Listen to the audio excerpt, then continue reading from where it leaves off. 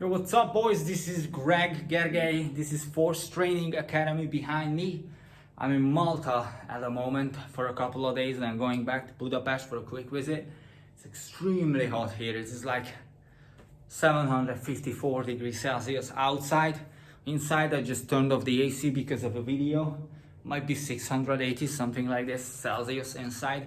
It's pretty cool. We just finished the morning sessions.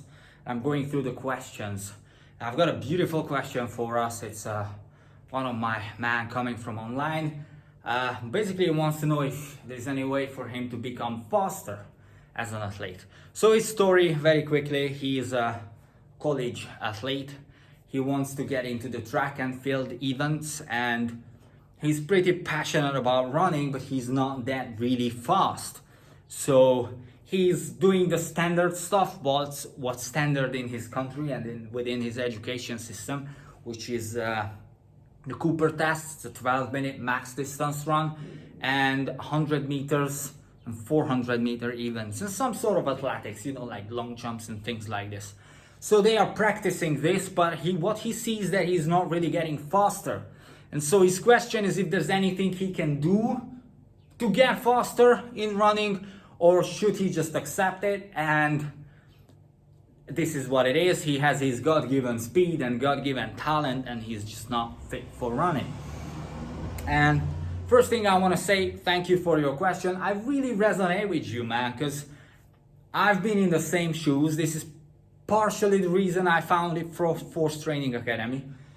Because when I was in school, we had the same things. We had the 100-meter, the 400-meter run. We had the Cooper tests, and we had some of the athletics, high jumps, long jumps, box jumps. Overall, I would say the physical education was great. I can see that a lot of athletes who are coming from Western European countries into this gym have no problems with coordination and basic athletic skills, which is not true for certain countries, for certain other countries and other schools. So unfortunately, it's not a standard. But what I can say to you that although we did those things, we never really studied the biomechanics. We never really studied the whys, the idea behind getting faster and getting a better athlete. And as I discovered later on, in order for you to study, to become a master of something, you need to understand the idea, which is like the theory behind things. And you need to understand the matter, which is like a practice behind things. So in order for you to become faster, which is entirely possible, right? You not just need to practice more run, which you're already doing, but you also need to understand how can you get faster. You need to understand the idea behind speed development, the idea behind biomechanics, the proper movement patterns.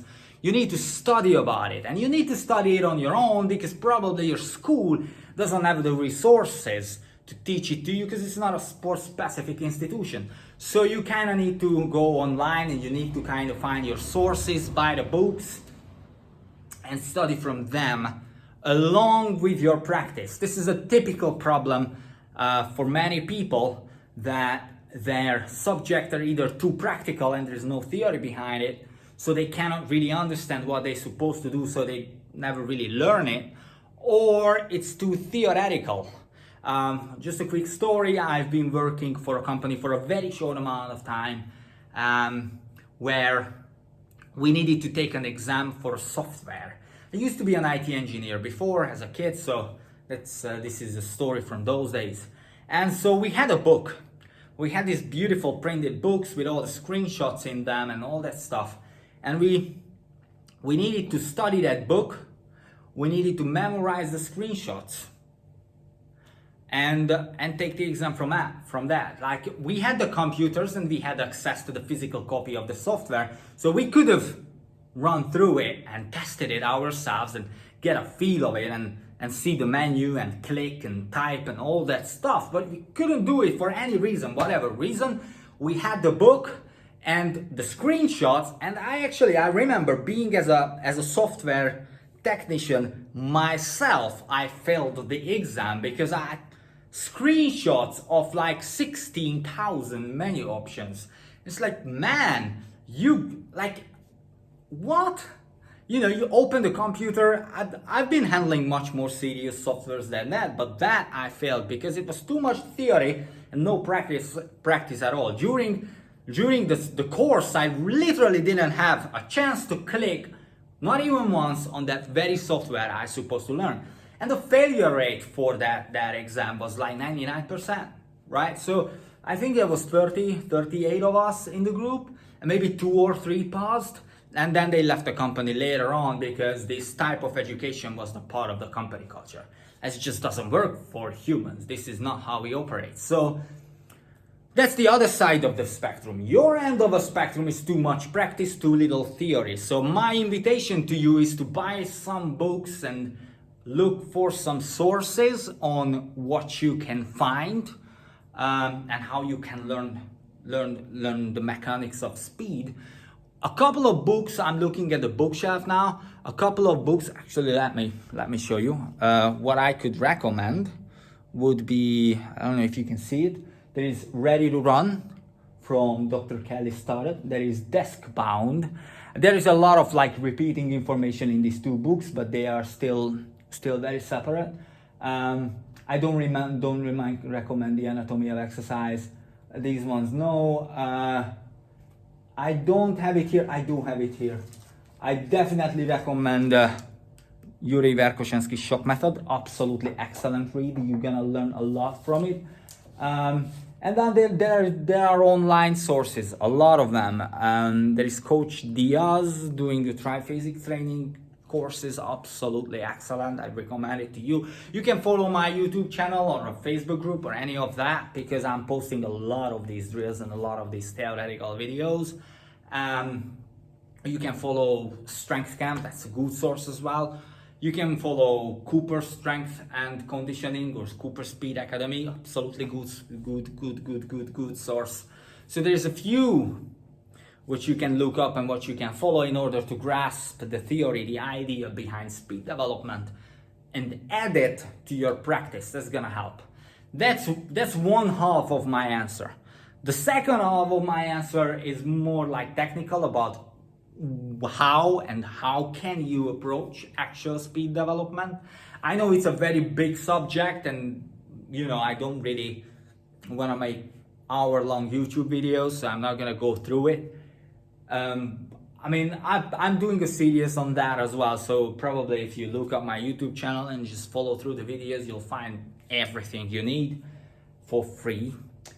But just a quick recap. So basically, speed development, I'm breaking it up to a couple of places. First of all, I want to make sure that the biomechanics are correct. So I'm doing some corrective stretching, some couch stretches, some 90-90s to make sure that we have enough range of motion in the hips, we have enough range of motion in the hamstrings, and we have enough range of motion in the ankles.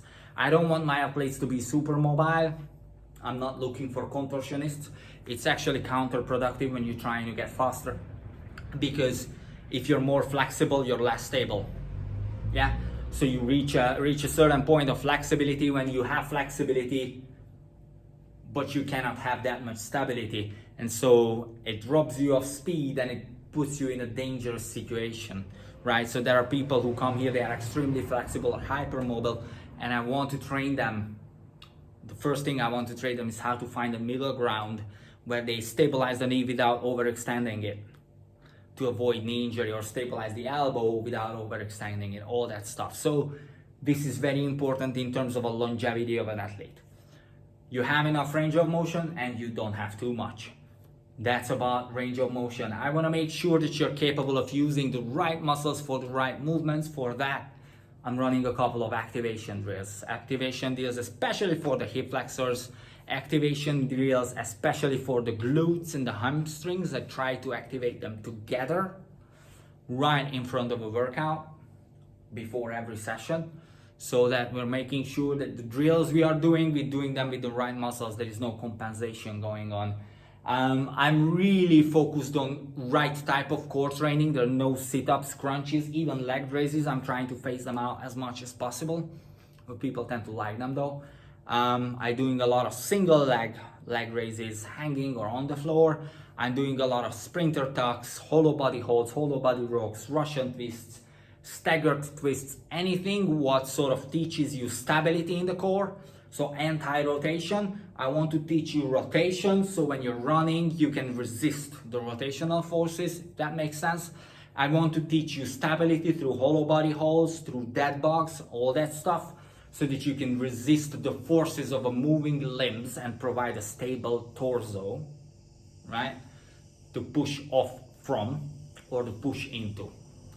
And then I'm teaching cross pattern with core training, especially so you've got an idea, you know, it's like you gotta develop it to the point when you say right feet, then you reach the right feet, left hand, you reach the left hand. You can reach them together, they're working in cross pattern. You don't see my legs, but I'm lifting it. So all that stuff you need to practice. And then the skill of speed for me comes down to three things.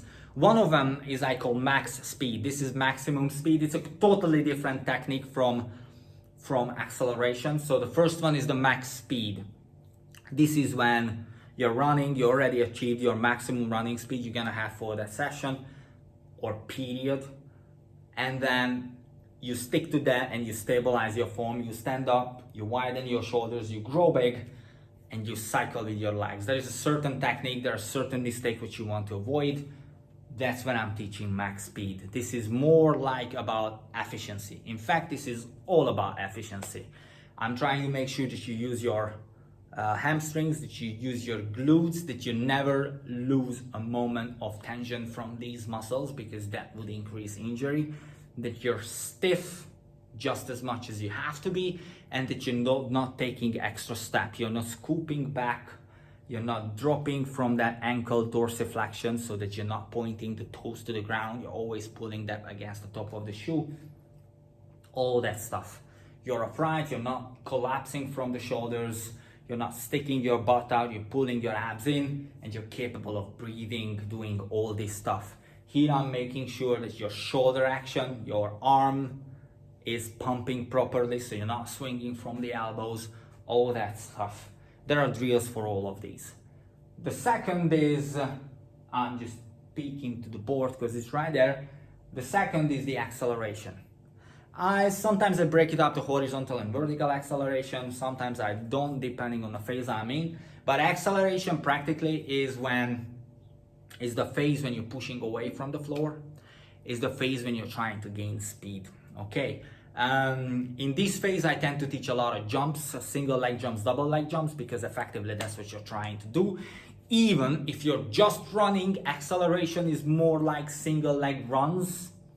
Think about single leg explosive deadlifts, single leg jumps, put into a sequence, leaning forward so that you're running forward horizontally. Kind of like it's a very bad example, but kind of like running up or jumping up on a ladder step by step. And then the ladder is horizontal, so you're leaning forward, but you're still doing the jumping movement. That's about acceleration. There's a lot of proper technique behind it. I want you to use your glutes and hamstrings predominantly. I want you to keep that dorsiflexion, again, toes against the top of the shoe. I want you not to go too deep into that single leg squat, all that stuff, to stay upright, don't collapse, to point your head forward, and to be able to stabilize the core, have a proper arm action, and breathe properly. So that's it, that's about acceleration. And the third one I'm thinking of force absorption. In fact, this is the first one I tend to teach you athletes, because this is the art of landing. If you cannot land, it doesn't matter how good you jump, you will injure yourself down the line. Force absorption is basically the phase where you hit the ground and you absorb all that kinetic energy into the body. It's extremely important to be able to properly perform these drills, and to develop good, excellent, in fact, outstanding force absorption skills, because what it's going to do to you, it's not only going to keep you safe with every single step or landing you make, but it will also put you into an optimal position to react off. So let's say you land from a box to the floor and the task is to jump forward as soon as you landed. force absorption skill will make sure that you land in the exact same position from what you can jump forward to. So you don't need to adjust your stance, you don't need to stop, you don't need to think, you don't need to figure stuff out. You're ready to land, and then boom, as soon as you hit the ground, you can explode out and jump. This is what force absorption does to you in terms of the athletics. And of course, also it keeps you extremely safe, which is very important when you do like 12,000 steps of running. Every single step starts with a landing or ends with a landing, depends on where you count it from.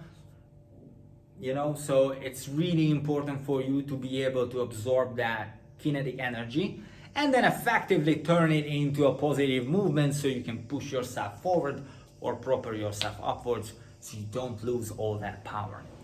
So that's basically, this is how I approach athletic performance. This should be enough for you to start doing your own research, even on my YouTube channel or anywhere else. As I said, there are lots of good sources out there. And look, the short answer to the question is yes, definitely. There is way to develop your speed. There is way for you to become faster if you study it the right way. That is a combination of theory, which is the idea, and a combination of practice, which is the matter. You shouldn't really be focusing on one or the other. You should be focusing on both at the same time, and that pretty much guarantees success. Thank you for watching. Please like or share this video and follow me on all of the platforms you have, because I am everywhere and people need this knowledge. So thank you for watching. Good day.